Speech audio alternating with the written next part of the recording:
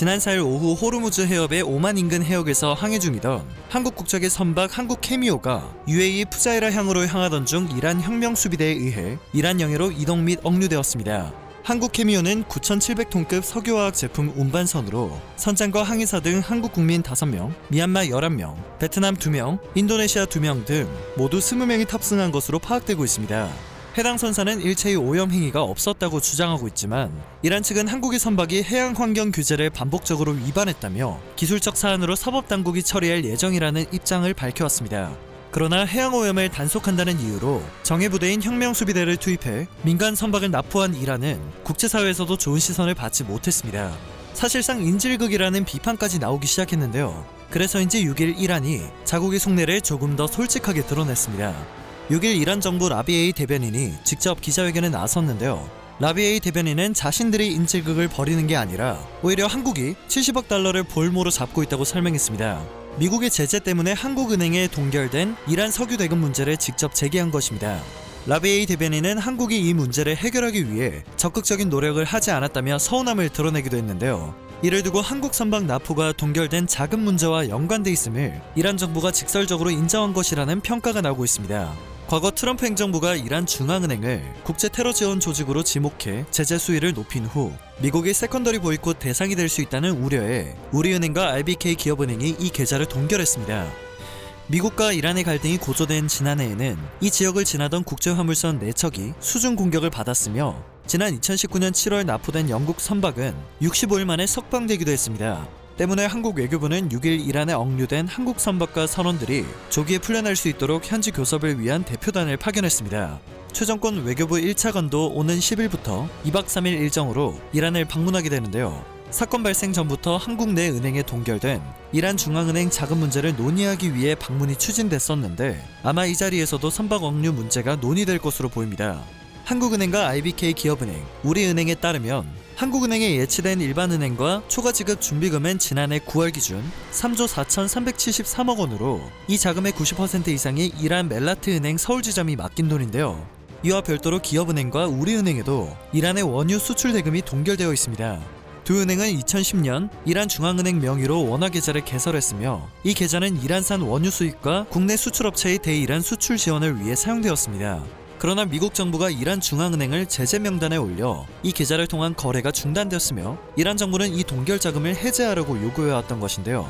동결 자금의 활용과 관련해 한국과 이란 정부는 이 자금을 코로나 백신 구매에 사용하는 방안을 협의 중에 있었습니다. 한국 정부는 코로나 백신이 인도적 거래의 범주에 속하는 만큼 백신을 자금에 활용하는 것에 대해 미국 정부의 승인을 받았습니다. 외교부는 이란이 한국 내 동결 자금을 코로나 백신 공동구매 및 배분 국제 프로젝트인 코백스 퍼실리티에 입금해달라고 요청했음을 설명했는데요. 이란은 이 과정에서 확실한 결론을 내지 못했습니다.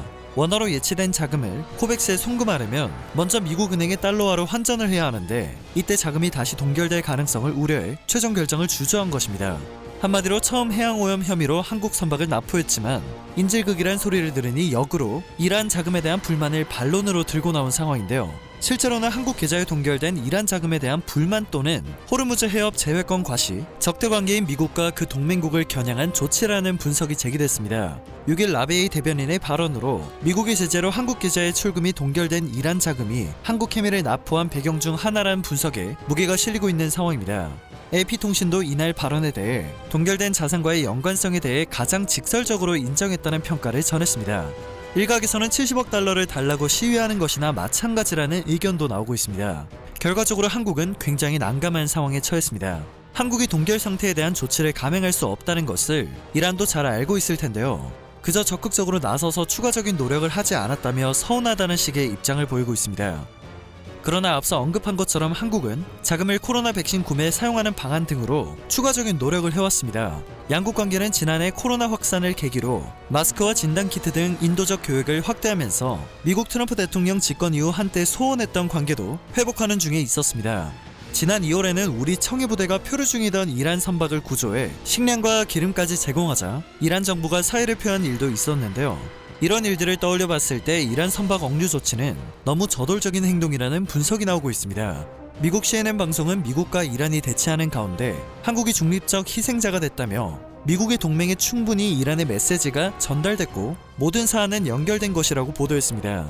또한 이란과 미국을 중재해온 유럽연합의 한 외교관은 이란이 가장 원치 않는 것은 트럼프 행정부의 과잉 반응을 불러일으키는 것이라며 이란은 미국에 가장 가까운 동맹국 하나를 찔러보고 있다고 분석했습니다.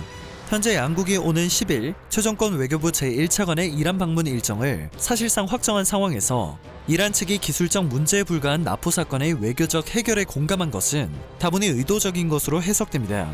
이란 측이 한국에 동결된 원유 수출 대금을 언급한 만큼 이란 정부가 코로나 백신 등 인도적 교역에 국한되지 않고 수출 대금 동결 해제를 원하고 있다는 점은 한국을 더 고심하게 만들고 있습니다. 문제가 원만히 해결될 수 있길 바랍니다. 오늘 전해드릴 소식은 여기까지입니다. 영상이 정보가 되셨다면 그것만으로도 감사드립니다. 늘 새롭고 유익한 뉴스를 전하는 로바우튜브 되겠습니다.